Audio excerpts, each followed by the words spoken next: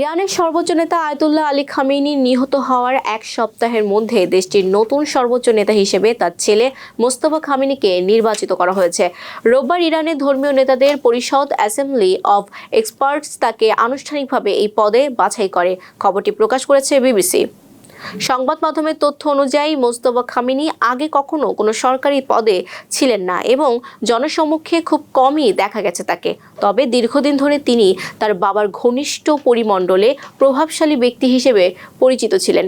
বিশেষ করে ইরানের শক্তিশালী সামরিক বাহিনী IRGC এর সঙ্গে তার ঘনিষ্ঠ সম্পর্ক রয়েছে বলে বিশ্লেষকদের ধারণা। বিশ্লেষকদের মতে তার এই নির্বাচন ইরানের ক্ষমতা কাঠামোর কঠোরপন্থীদের শক্ত অবস্থানের ইঙ্গিত দেয়। এতে বর্তমান উত্তেজনাপূর্ণ পরিস্থিতিতে ইরান দ্রুত যুক্তরাষ্ট্র ও ইসরায়েলের সঙ্গে আলোচনায় যাবে কিনা তা নিয়েও নতুন করে আলোচনা শুরু হয়েছে।